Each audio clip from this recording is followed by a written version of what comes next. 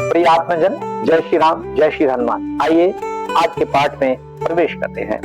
अब विनती मम सुनहु शिव, जौ मो पर निज नेहु, जाय विवाह शैल जहि, ये मोहि मांगे देहु। फिर उन्होंने शिव जी से कहा, हे शिव जी, यदि मुझ पर आपका स्नेह है तो अब आप मेरी विनती सुनिए, मुझे ये मांगे दीजिए कि आप जाकर पार्वती के साथ विवाह कर लें।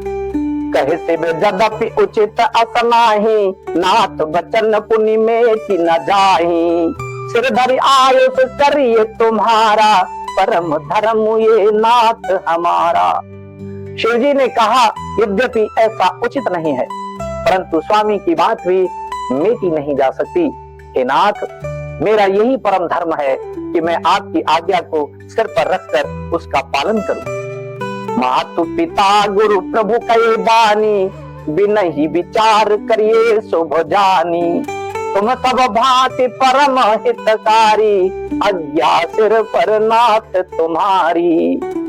माता पिता गुरु और स्वामी की बात को बिना ही विचारे शुभ समझकर करना, यानी उसकी बात को मानना चाहिए। फिर आप तो सब प्रकार से मेरे परम हितकारी हैं। हे नाथ, आपकी आज्ञा मेरे सिर पर है। प्रभु तो शिव सुनि शंकर वचना, भक्ति विवेक धर्म जुत रचना, कहे प्रभु हर तुम्हार पन रहो, अब और राख्यो जो हम कहो। शिव जी की भक्ति ज्ञान और धर्म से युक्त वचन रचना सुनकर प्रभु रामचंद्र जी संतुष्ट हो गए। प्रभु ने कहा, हे हरि जी, आपकी प्रतिज्ञा पूरी हो गई, अब हमने जो कहा है उसे हृदय में आप रखना।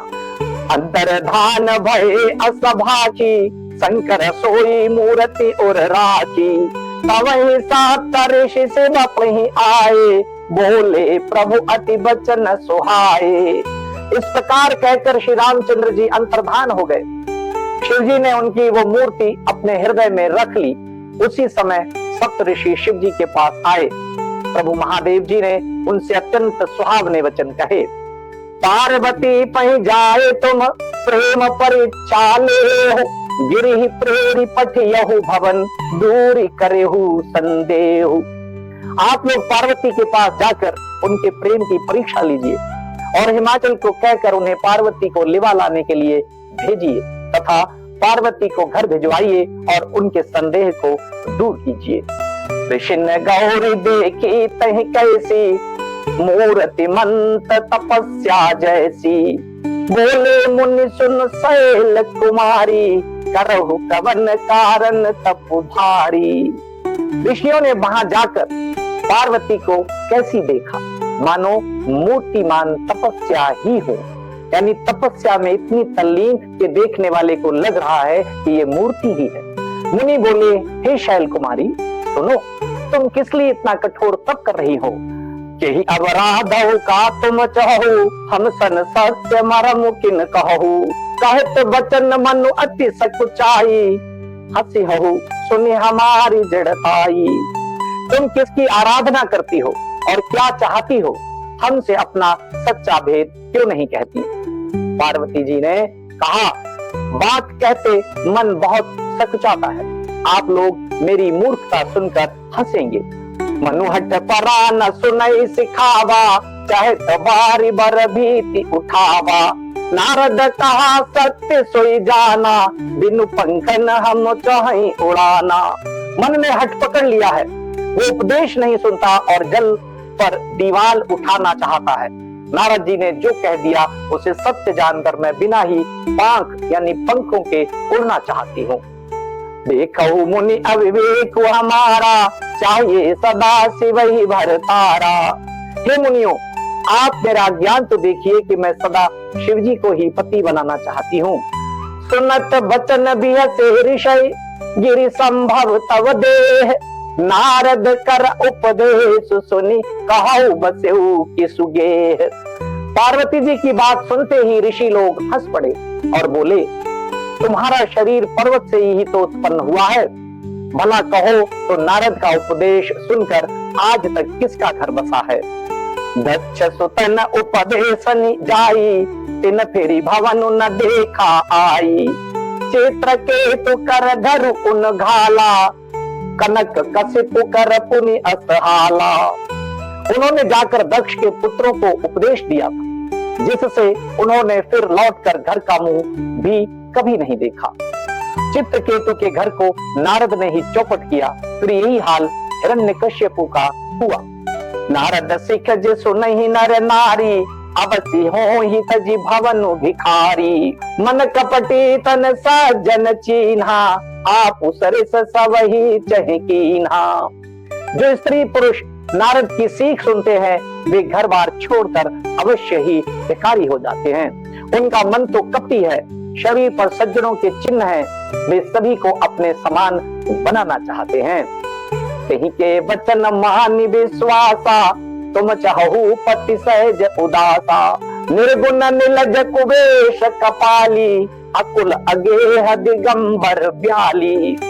उनके वचनों पर विश्वास मानकर तुम ऐसा पति चाहती हो जो स्वभाव से ही उदासीन, गुणहीन, निर्लज, बुरे वेश वाला, नर कपालों की माला पहनने वाला, कुलहीन, बिना घर बार का, नंगा और शरीर पर सांपों को लपेटे रखने वाला है। कहो कवन सुख असबर पाए, भल भूली हूँ ठग के बहुराए। पंच कहे शिव सती विवाही, पुनि अवडेरी मराय ताही। ऐसे वर के मिलने से कहो तुम्हें क्या सुख होगा। तुम उस ठग नारद के बहकावे में आकर खूब भूली। पहले पंचों के कहने से शिव ने सती से विवाह किया था, परंतु फिर उसे त्याग कर मरवा डाला। अब सुख सोवत सोच नहीं, भीख मांगी भव खाही। सहज एकाकिन के भवन, कवों की नारी खटाही। अब शिव को कोई चिंता नहीं रही, भीख मांगकर खा लेते हैं और सुख से सोते हैं। ऐसे स्वभाव से ही अकेले रहने वालों के घर भी भला क्या कभी स्त्रियां टिक सकती हैं। अजहू मानऊ कहा हमारा, हम तुम कहूं बरु नीक विचारा। अति सुंदर सुचि सुखद सुशीला, गावही वेद जासु जस लीला। अब भी हमारा कहा मानो, हमने तुम्हारे लिए अच्छा वर विचारा है। वह बहुत ही सुंदर, पवित्र, सुखदायक और सुशील है, जिसका यश और लीला वेद गाते हैं। दूषण रहित सकल गुण राशि, श्रीपतिपुर बैकुंठ निवासी।